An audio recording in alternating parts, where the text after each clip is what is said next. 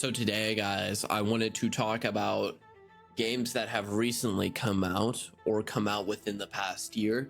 Games I would suggest against y'all playing. Play games this year have stumbled again and again, while games like Hollow Knight Silksong are simply crushing it.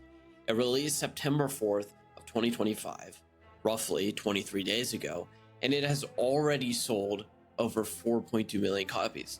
3.2 million of which are on Steam alone, proving that a $20 Metroidvania game can still outshine overpriced blockbusters.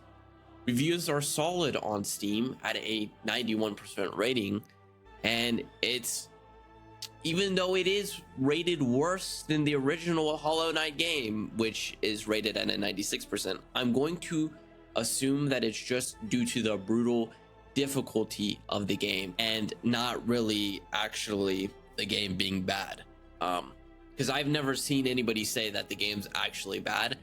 I've seen a lot of it's really difficult or it has annoying parkour, but I mean, I don't know what you expected from the game. They literally advertise that as part of the game. Anyway, besides the point, I suggest you go play it. I suggest you go buy it. It looks like a really interesting game if you're at all interested by it.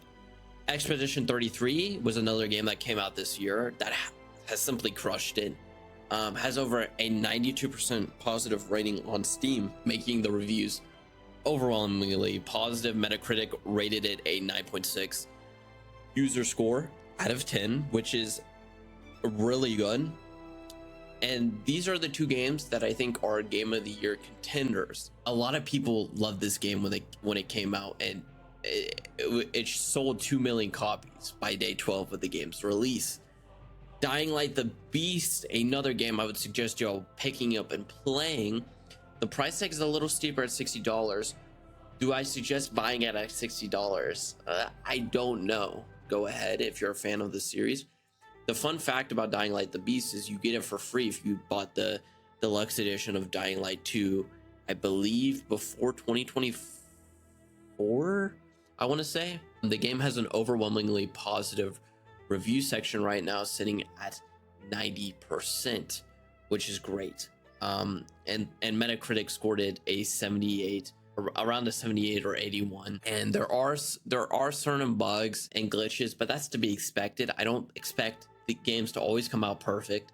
That's not what I've ever preached on this channel. I've always preached that the game needs to come out as a finished product and not rely on certain things, like certain game issues where you're running 60 FPS on a 5090 should never have occurred, and 35% of your audience not being able to play the game should never occur.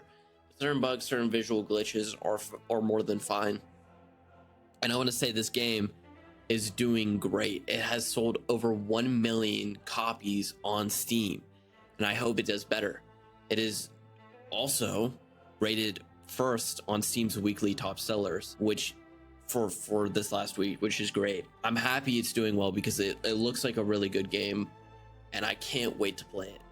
Call of Duty Black Ops 7 is the next game we're talking about, and I'm going to step off the positive note train and say this game looks like shit.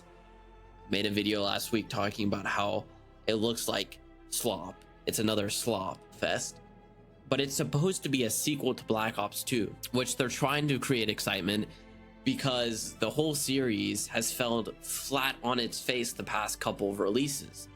And it's simple: Call of Duty, make a good product. That's what I'm going to say. Literally, people are saying that the trailer for Black Ops 7 is an advertisement to go pre-order Battlefield 6, which, again, I'm not in favor of that either. I'm not in favor of pre-ordering a Battlefield. What I am in favor of is I do think Battlefield looks really good. I will say that Battlefield looks really good, but I would never buy this overly fatigued genre of games that they've made over the past couple of years.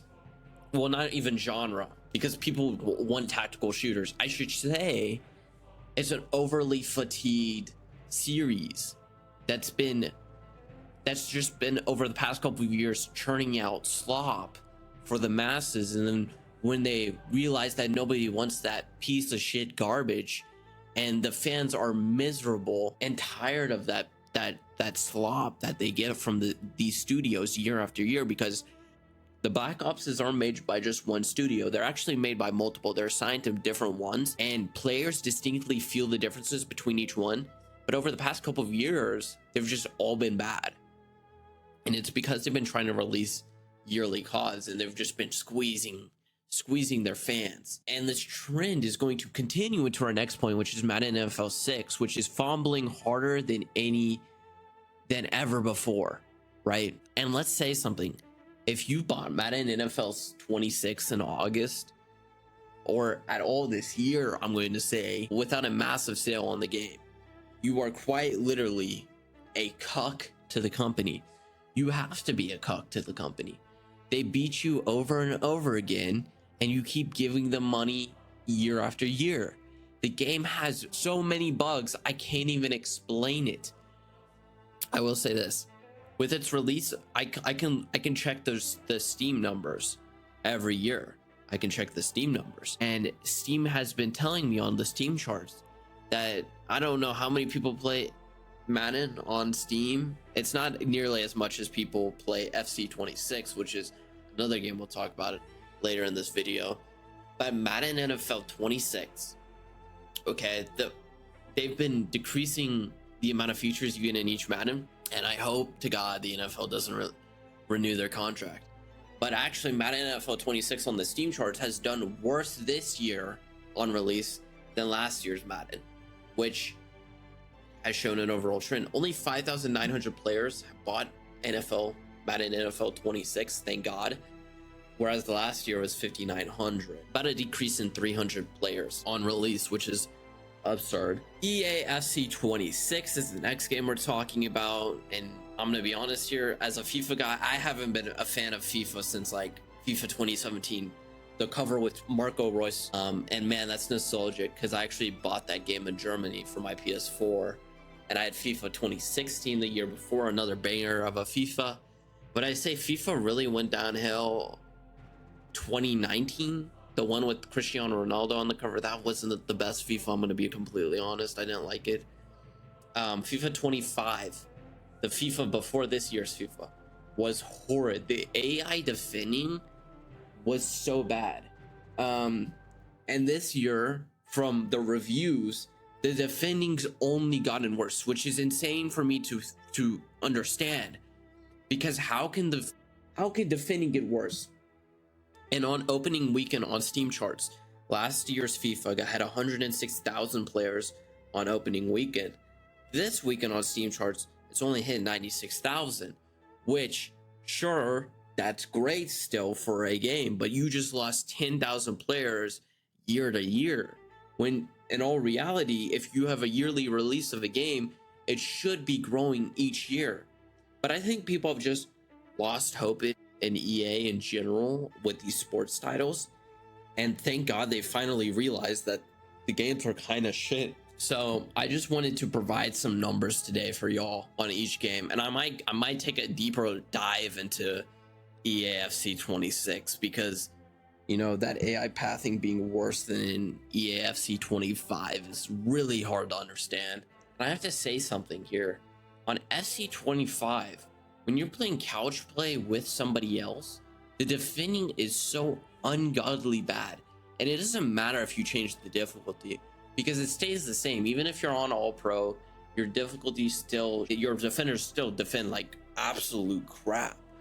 And they're so slow. It hasn't been a good gaming series in a while. And I just wanted to point out some other good titles that you should spend your money on, other than the 3 titles I previously mentioned. I feel comfortable recommending them because of the reviews, how the games have released, the state they've released in. I'm not even going to get into Borderlands in this video. I've talked about Borderlands enough. The way Borderlands released was not good. The way Silksong released is good.